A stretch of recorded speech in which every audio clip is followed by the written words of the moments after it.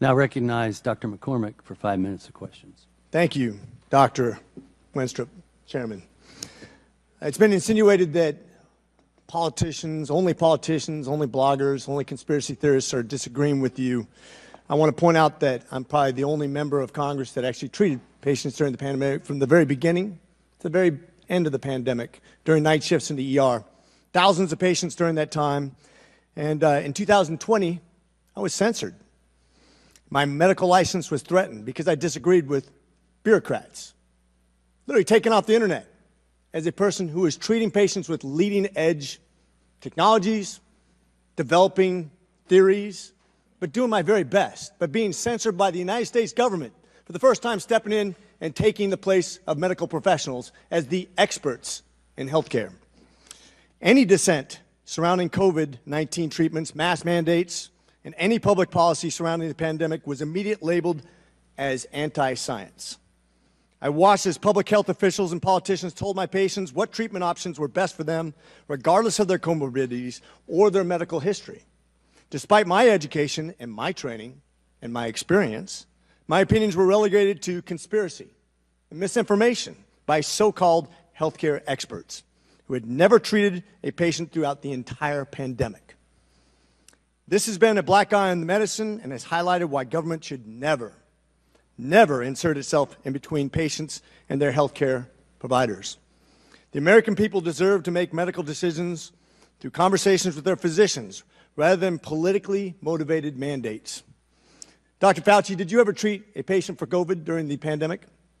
I was part of a team that was at the NIH that took care. We didn't take care of many of them. Okay, so not hands-on. Got it. Thank you.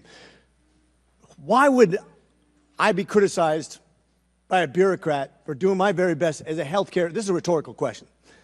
But why? Why would the government, who's never treated a patient for COVID, you can read all the things you want, but you're not there. You're not seeing patients. You're not watching people die, intubating patients right there with that disease in your face, watching it happen, watching the development of this disease and actually learning from it. But I'm being told by bureaucrats what's right and wrong. And what's funny is everything I was censored on, I was proven to be right. Pretty crazy, isn't it? You said in an interview that you gave as part of an audiobook written by Michael Spector that you believed an institutional should make it hard for people to live their lives so they'd feel pressured to get vaccinated. Could we run the audio clip on that, please?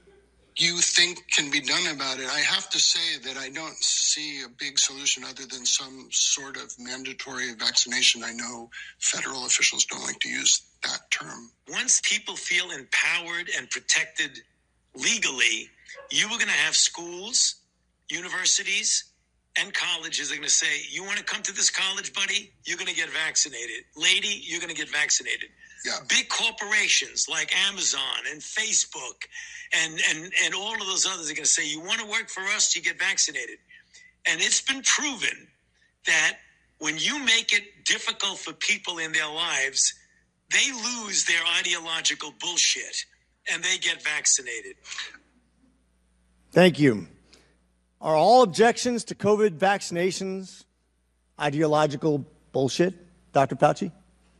No, they're not, and Thank that's you. not what I was referring to. Well, in reference to making it hard for people to get education, traveling, working, I'd say it very much was in context. And I take great offense to this. Miss Allison Williams testified before this committee about losing her job because she sought an exemption for ESPN's vaccine mandate, which came from recommendation from bureaucrats like yourself. She and her husband were actively working with a fertility expert, a physician, on how to get pregnant, and agreed with the premise that she was young, healthy, wanted to get pregnant, and shouldn't get the vaccination for medical purposes. But she was fired because you made it hard, just like you said in your statement, because you didn't want to make sure that the ideological bullshit got in the way of her working, of living her life, of making a medical decision with her healthcare professional. I think America should take great offense to this. That's exactly what you meant when you said making it hard for people to live without getting a vaccination.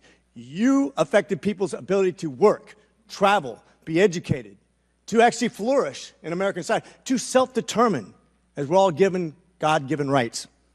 Shame on you. Dr. Fauci, you've become Dr. Fear. Americans do not hate science. I don't hate science. The American people hate having their freedoms taken from them. You inspired and created fear through mass mandates, school closures, vaccine mandates that have destroyed the American people's trust in our public health institutions. This fear you created will continue to have ripple effects over generations to come. You have already seen its effects in education, in the economy, and everything else. Quite frankly, you said, if you disagree with me, you disagree with science. Dr. Fauci, I disagree with you because I disagree with fear. And with that, I yield.